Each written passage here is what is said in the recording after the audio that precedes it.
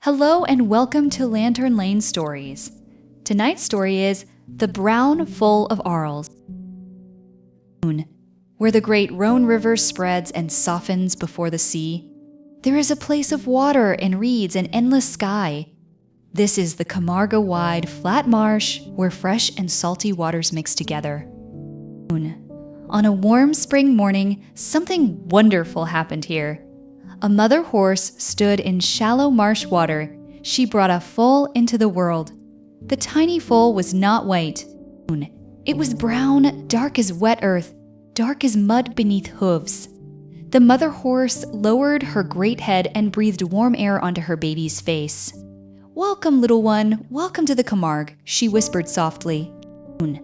The newborn foal's legs shook like flower stems in the wind. Slowly, it pushed its back legs straight and tried to stand. Its mother held steady, letting the foal lean against her warm, strong body. Around them, the marsh hummed with morning sounds. Small birds called, water lapped softly, wind moved through the tall reeds. The foal's ears perked up, listening to this strange new world. The mother nuzzled her baby again and again. "Rest now, little brown one, rest and grow. This land will teach you everything." The sun climbed higher, turning the water gold. In the distance, something pink moved across the sky. A flock of flamingos with long wings spread wide. The brown foal watched, amazed at the beauty. As summer came, the foal grew stronger and taller. Its mother taught it where to find the best plants to eat. Unlike other horses living on sweet grass in grain fields, this foal learned something different. It learned to eat rough, salty plants growing in the salty water. The taste was strong and salt-filled. It was nothing like grass from a regular farm, but the foal's body was made for this strange food. Thousands of years of ancestors had lived in this exact marsh. "See how our lips are strong?" Its mother explained gently. "We can nibble these tough plants other horses would refuse." The foal practiced, pulling tender shoots with its growing teeth. Day by day, it grew stronger. One afternoon, other horses arrived at the watering hole. Mothers with foals came. Strong adult horses came too. The herd gathered in the cool water. The brown foal felt both shy and curious. An old mare with scars on her shoulders noticed the young one. "That is a strong little one," she said kindly. "Brown now, but it will change." They always do. The foal did not understand, but it nuzzled close to its mother. That night, the foal heard new sounds, heavy hoofbeats, slow and steady. Then a shape appeared, a massive black bull moving through the marsh. The foal's heart jumped fast, but its mother remained calm. "That is our neighbor," she explained with patience. "The black bulls live here too.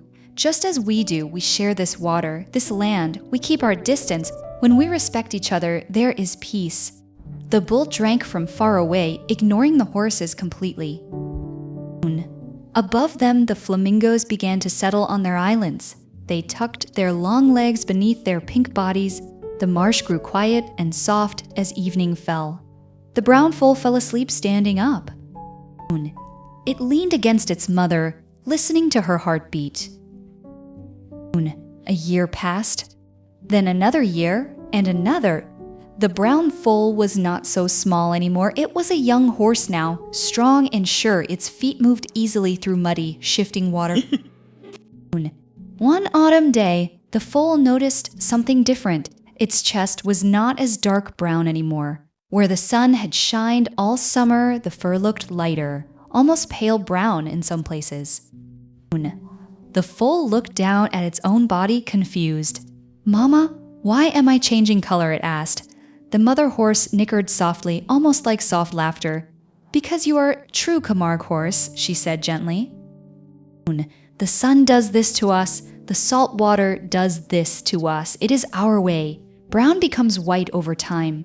The foal did not fully understand, but it noticed the change growing obvious with each passing month. By the second year, the foal's legs were white. but its neck and back were still warm tan color. Someone seemed to be slowly painting it with a wide brush. By the third year, almost all the body was white or pale gray. Only the head and mane still held hints of brown. The foal was becoming something beautiful and strange. No longer brown, not quite fully white, caught in between. Other horses in the herd began to treat the young one differently. They seemed to see it as a true member of their ancient family. The old mare with scars came up beside it. "Now you're beginning to look like us," she said with approval. "Now you're becoming what your blood meant for you to be." By year 4, the transformation was nearly complete. The coat was white, bright white, almost silver in sunshine. Only a tiny hint of color remained along the mane, like a memory of the brown it had been. It was a cool morning when the white horse first saw the guardian. A guardian is a special herder of these marsh horses, someone who has learned the old careful ways. This man sat on his own white horse. He looked over the herd with kind, knowing eyes. He wore a wide, flat-brimmed hat against the fierce Provence sun. His clothes were dark and practical, made for mud and water. At his side hung tools and rope for his work. The white horse watched as the guardian rode closer slowly. The man did not seem to be in any hurry. He moved the way the marsh itself moved, with patience and respect. The guardian stopped near a group of young horses. He looked directly at the one that had been brown. He studied it carefully, from strong neck down to sturdy hooves. "You are a beautiful one," he said, speaking kindly. "Strong legs, good bones, you will be a fine working horse." The white horse stepped closer, curious about this human. The guardian reached out his weathered hand. The horse lowered its head to sniff his fingers. There was kindness there. The horse could feel it in every touch. "Do you know what you are?" the man asked softly. "Do you understand the gift you carry in your blood?" The horse made a soft whuffling sound. The guardian looked up at the sky, at the flamingos flying overhead. He looked at the distant shape of black bulls in the water. "Your ancestors lived in caves," he said with wonder. "Not caves like we know them, caves from 10,000 years ago, maybe even longer than that, maybe much longer. How do we know?" the horse might have asked. The guardian seemed to answer the unspoken question. "Scientists found paintings deep in the rocks of caves. Horses just like you, with white coats and strong bodies, the same clever eyes, the same brave hearts. They painted them because these horses were so important. They were your great-great-great-grandmothers and grandfathers. Your blood remembers those ancient times. Your white coat is the color of thousands of years of history." The white horse felt something stir deep inside its chest, not fear, not excitement, something deeper, understanding, maybe recognition. The guardian smiled and turned to ride toward the rest of the herd. "Welcome to your purpose, white horse," he called back. "You are not just a horse, you are a living memory of the world's oldest days." The white horse stood alone for a moment. It felt the sun warm on its white coat. It understood at last why it had changed from brown to white. Evening was coming, now that soft, golden time when the harsh sun grew gentle.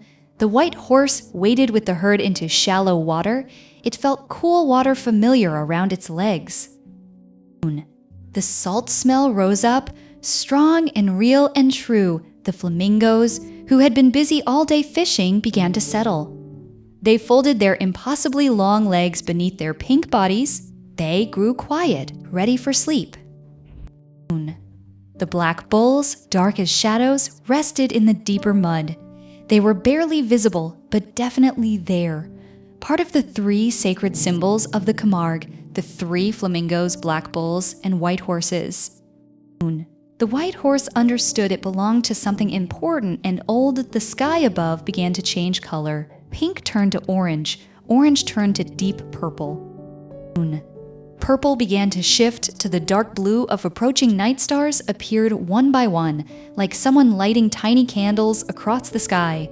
The wind that had been warm all day now carried cool breath. It smelled of reeds and salt and distance. The white horse remembered being small and brown. It remembered trembling legs and confusion about this strange world. It remembered its mother's warm breath and patient lessons. It remembered the slow, invisible change. The sun and salt slowly taking the brown away, revealing the white beneath, bit by bit. It remembered the moment the guardian spoke of ancient caves. He spoke of ancestors and time measured in thousands of years. All of that was part of who the horse was now. Not in the way humans remember with words and pictures, but in the way that animals remember, in the bones, in the blood, in the way your body knows how to survive and move and eat. The herd began to settle into sleep. Horses stood close together, some eyes closing, some still alert. They kept watch through the night, together. The world grew quieter and quieter. The marsh sighed as if finally able to rest. The white horse stood between its mother and the scarred old mare. It felt completely safe, completely at home, completely part of something stretching backward in time. Through caves and paintings and countless generations of strong white-coated horses. The stars reflected in the dark water, doubling the light, and so Arles also slowly fell asleep. Good night.